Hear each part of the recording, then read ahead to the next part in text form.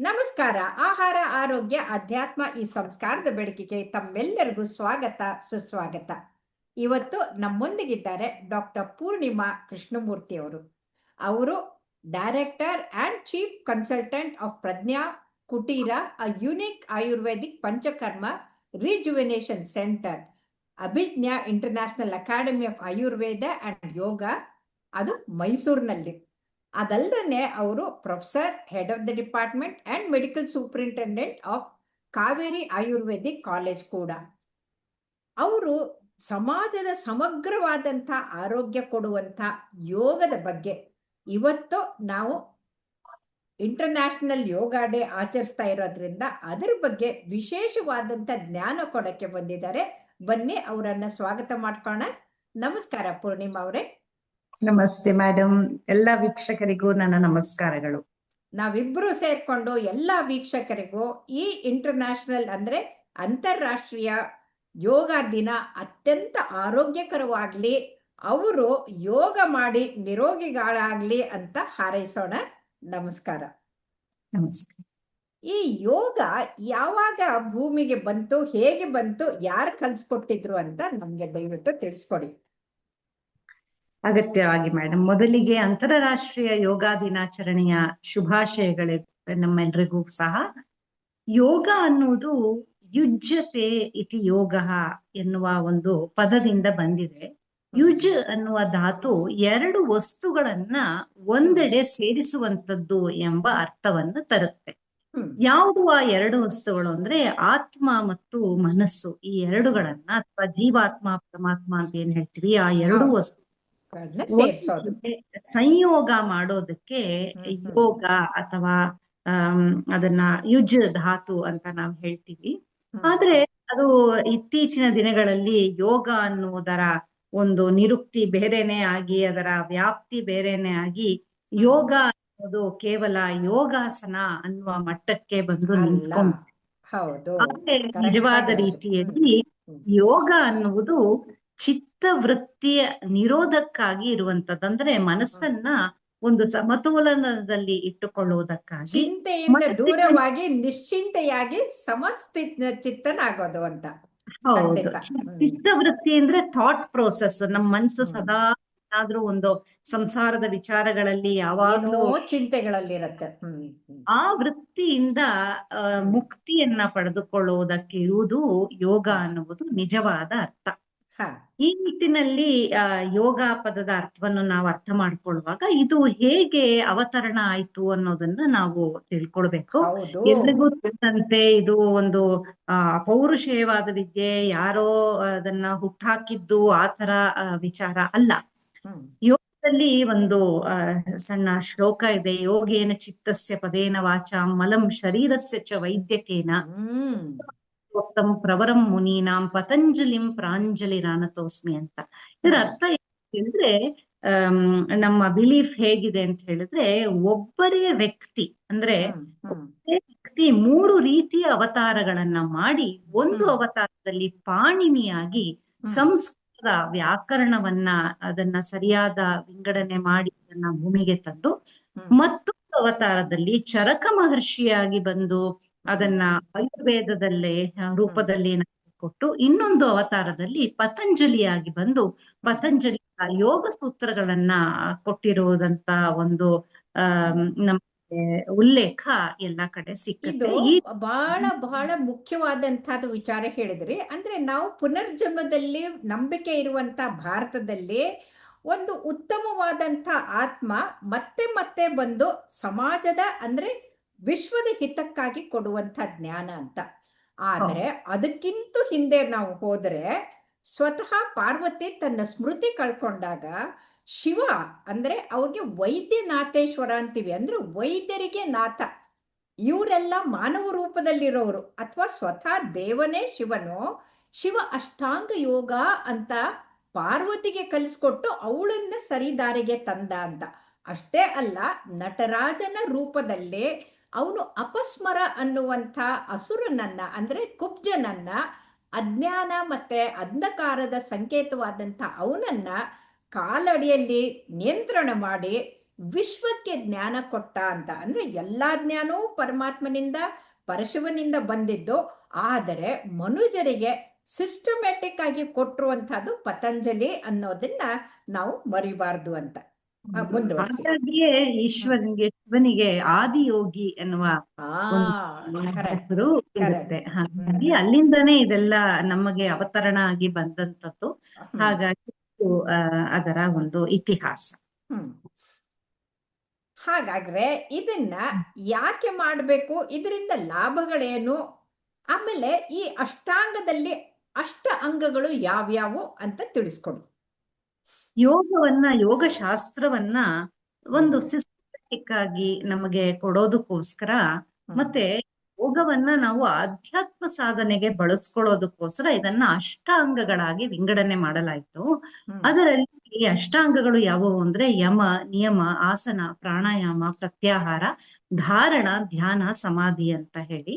ಇದರಲ್ಲಿ ಯಮ ನಿಯಮಗಳಲ್ಲಿ ನಾವು ಹೇಗಿರ್ಬೇಕು ಅಂದ್ರೆ ನಮ್ಗೆ moral code of conduct code of conduct ಹೇಗಿರ್ಬೇಕು ಅನ್ನೋದನ್ನ ತಿಳಿಸ್ಕೊಡುವಂತದ್ದು ಯಮ ನಿಯಮಗಳಾದ್ರೆ, ಆಸನ ಎನ್ನುವ 3ನೇ ಕಾಂಪೊನೆಂಟ್ ಏನಿದೆ ಅದು ಶರೀರವನ್ನ ಹೇಗೆ ಪಳಗಿಸಿ ಯಾವ ಯಾವ ಸ್ಥಿತಿಯಲ್ಲಿ ನಿಲ್ಲಿಸಬೇಕು, ಸ್ಥಿರಂ ಸುಖಂ ಆಸನಂ ಅಂತ ಹೇಳ್ತಾರೆ. ಯಾವ್ದಾದ್ರೂ ಒಂದು ಆಸನದಲ್ಲಿ ಈ ಹೆಚ್ಚು ಹೊತ್ತು ನಾವು ನಿಂತ್ಕೊಳ್ಳಕ್ಕಾಗ್ಲಿ ಅಥವಾ ಆ ಆಸನದ ಒಂದು ಫೈನಲ್ ಸ್ಟೇಜ್, ಈ ವೃಕ್ಷಾಸನದಲ್ಲಿ ನಿಂತ್ಕೊಂಡ್ರೆ, ಒಂದು ಕಾಲ್ ಮೇಲೆ ನಿಂತ್ಕೊಂಡ್ರೆ ಋಷಿ ಮುನಿಗಳು ತಪಸ್ ಮಾಡ್ದಂಗೆ ಆಯುಸ್ಸು ಹೆಚ್ಚಾಗತ್ತೆ ಅಂತ. ಹೌದು, ಅದು ಸ್ಥಿರವಾಗಿ ಕಲಿಬೇಕು. ಸಿದ್ಧಾಸನದಲ್ಲಿ ಮುದ್ರೆಯು ಬಲಿತೊಡೆ, ನಿದ್ರೆಯ ಗೆಲ್ಲುವುದೇನಗದ ಅಂತ.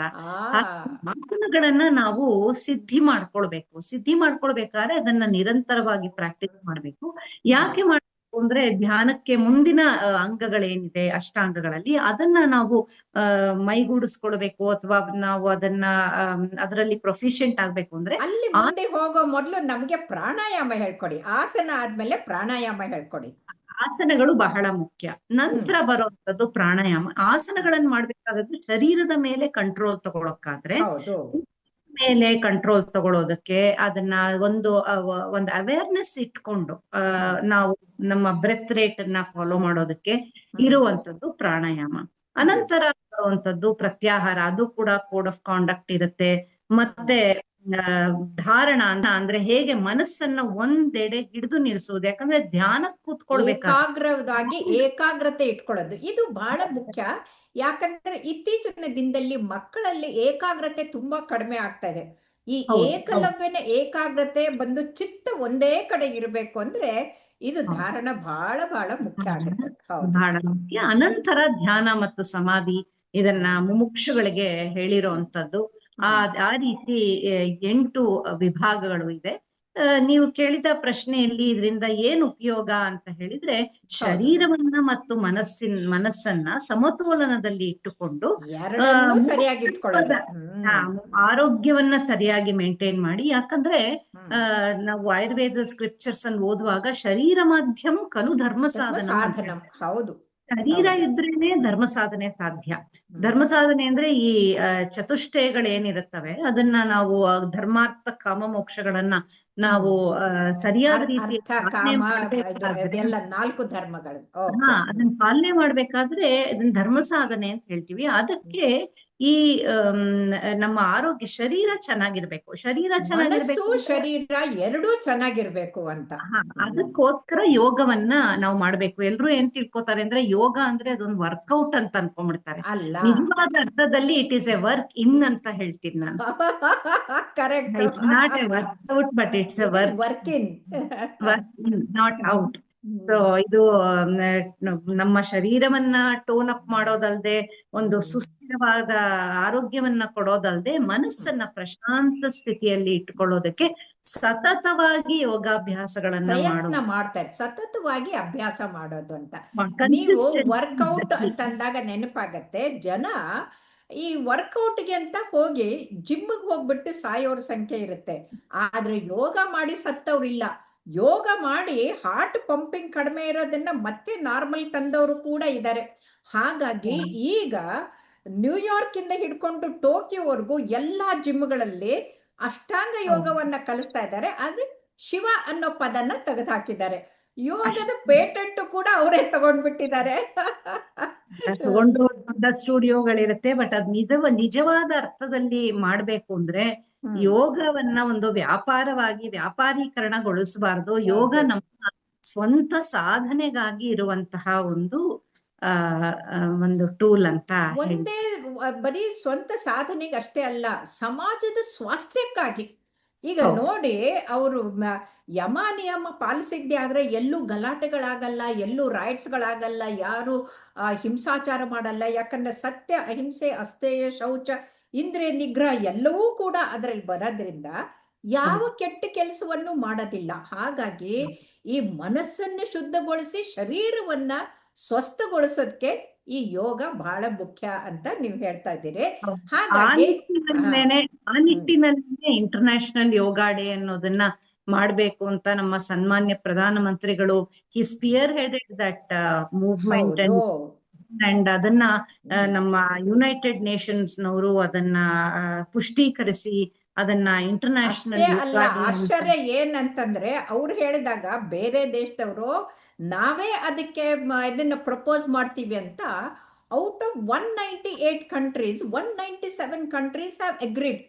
ಒಂದು ದೇಶ ಮಾತ್ರ, ಅಂದ್ರೆ ಇಸ್ಲಾಮಿಕ್, ಕ್ರಿಶ್ಚಿಯಾನಿಟಿ ಅಂತ ಯಾವುದೋ ಒಂದು ಪರಿಗಣಿಸ್ತಾನೆ, ಇದು ಸಮಗ್ರ ಆರೋಗ್ಯಕ್ಕಾಗಿ ಅಂತ ಎಲ್ಲಾ ವಿಶ್ವಸಂಸ್ಥೆಯ ಎಲ್ಲಾ ರಾಷ್ಟ್ರಗಳು ಕೂಡ ಒಪ್ಕೊಂಡಿವೆ. ನಿಜ. ಹೌದು. ಹಾಗಾಗಿ ಒಂದು ಗ್ಲೋಬಲ್ ಯೂನಿಸನ್ ಅಂತ ನಾವ್ ಏನ್ ಹೇಳ್ತೀವಿ, ಅದಕ್ಕಾಗಿ ಮತ್ತೆ ಇಡೀ ವಸುಧೈವ ಕುಟುಂಬಕಂ ಅಂತ ಇದ್ರ ಮುಖಾಂತರ ತೋರಿಸ್ತಾ ಇದ್ದೀವಿ. ಇಡೀ ವಿಶ್ವದ ಮಾನಸಿಕ ಹಾಗೂ ಶಾರೀರಿಕ ಸ್ವಾಸ್ಥ್ಯ ಚೆನ್ನಾಗಿ ಇಟ್ಕೊಳ್ಳುವಂತಹ ನಿಟ್ಟಿನಲ್ಲಿ ಈ ಇಂಟರ್ನ್ಯಾಷನಲ್ ಯೋಗ ಡೇ ಅನ್ನುವುದನ್ನ ಹುಟ್ಟುಹಾಕ್ಲಾಯ್ತು. ನಮ್ಗೆ ತಿಳಿದಿರುವಂತೆ ಇದನ್ನ ಸಮ್ಮರ್ ಸಾಲಿಸ್ಟಿಸ್ ಅಂತ ಕರಿತೀವಿ. ಅಂದ್ರೆ ಜೂನ್ 21ನೇ ತಾರೀಕು ವರ್ಷದ ಅತ್ಯಂತ ದೀರ್ಘವಾದ ದಿವಸ. ಯಾಕಂದ್ರೆ ಅರ್ತ್ ತನ್ನ ಆಕ್ಸಸ್ ಅನ್ನ ಸ್ಲೈಟ್ಲಿ ಸೂರ್ಯನ ಕಡೆಗೆ ಅದು ವಾಲಿರುತ್ತೆ. ಹಾಗಾಗಿ ಅವತ್ತು it will be the longest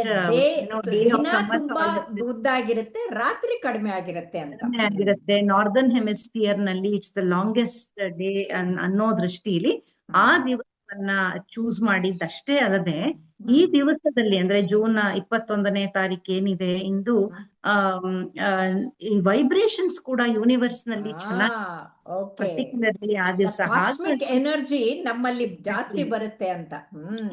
ಈ ಶಿವರಾತ್ರಿ ದಿವಸದಲ್ಲಿ ಹೇಗೆ ಒಂದು ಆ ಎನರ್ಜಿ ಇರುತ್ತೆ, ಕಾಸ್ಮಿಕ್ ಎನರ್ಜಿ ಇರುತ್ತೆ, ಅದೇ ರೀತಿ ಜೂನ್ 21ನೇ ತಾರೀಕು ಇರೋದು ಎಲ್ಲ ಎಸ್ಟಾಬ್ಲಿಷ್ ಆಗಿರೋದ್ರಿಂದ ಜೂನ್ 21ನೇ ತಾರೀಕನ್ನ ಇಡೀ ವಿಶ್ವ ಚೂಸ್ ಮಾಡ್ಕೊಂಡು ಅದನ್ನ ಇಂಟರ್ನ್ಯಾಷನಲ್ ಯೋಗ ಡೇ ಅಂತ ಮಾಡಿದೆ. ಈ ದಿವಸದ ವಿಶೇಷ ದಿವಸದ ಒಂದು ಕಾರ್ಯಕ್ರಮಗಳೆಲ್ಲ ಇಡೀ ವಿಶ್ವದಲ್ಲಿ ನಡೀತಾ ಇದೆ. ಹಾಗಾಗಿ ಎಲ್ಲರಿಗೂ ಅಂತಾರಾಷ್ಟ್ರೀಯ ಯೋಗ ದಿನಾಚರಣೆಯ ಶುಭಾಶಯಗಳನ್ನ ನಾವೆಲ್ಲರೂ ಕೋರೋಣ. ಖಂಡಿತ. ತುಂಬಾ ತುಂಬಾ ಧನ್ಯವಾದಗಳು ಪೂರ್ಣಿಮಾ ಅವರೇ. ಯಾಕಂದ್ರೆ ಆ ಕಾಯಿಲೆ ಬಂದ ಮೇಲೆ ಆಸ್ಪತ್ರೆಗೆ ಹೋಗಿ ವೈದ್ಯರ ಹತ್ರ ಚಿಕಿತ್ಸೆ ತಕೊಳ್ಳೋದು ಅದು ಪಾರ್ಟ್ ಟು ಇಲ್ನೆಸ್. ಆದರೆ ರೋಗನೇ ಬರದ ಹಾಗೆ ನಿಯಂತ್ರಣಗೊಳಿಸ್ಕೊಂಡು ನಿರೋಗಿಯಾಗಿ ಸ್ವಸ್ಥವಾಗಿ ಬದುಕುವಂಥದ್ದು ಅದು ಯೋಗ. ಹಾಗಾಗಿ ನಾವು ಈ ಕಾಯಿಲೆ ಇದನ್ನ ಬಿಟ್ಟು ನಿರೋಗಿಯಾಗುವಂಥ ಪಥದ ಕಡೆಗೆ ಹೋಗೋಣ ಅಂತ ಹೇಳ್ತಾ, ಈ ಸೂರ್ಯ ಚಲಿಸಿದ ಹಾಗೆ ನಮ್ಮ ಪಥ ಕೂಡ ಸ್ವಸ್ಥದ ಕಡೆಗೆ ಹೋಗೋಣ ಅಂತ ಹೇಳ್ತಾ, ಬನ್ನಿ ನಾವಿಬ್ಬರೂ ಸೇರ್ಕೊಂಡು ನಮ್ಮ ಎಲ್ಲ ವೀಕ್ಷಕರುಗಳು ಅತ್ಯಂತ ಸ್ವಸ್ಥವಾಗಿ ಆಯುಷ್ಯ, ಆರೋಗ್ಯ, ಸಂತೋಷ, ಸಂಭ್ರಮ, ತೇಜಸ್ಸು, ವರ್ಚಸ್ಸು, ಓಜಸ್ಸು ಎಲ್ಲವನ್ನ ಪಡೆದು ಈ ಯೋಗದ ಮುಖಾಂತರ ಅತ್ಯಂತ ಸ್ವಸ್ಥವಾದಂಥ ಸುಂದರವಾದ ಬದುಕನ್ನ ನಡೆಸಲಿ ಅಂತ ಹಾರೈಸೋಣ. ನಮಸ್ಕಾರ. ನಮಸ್ಕಾರ.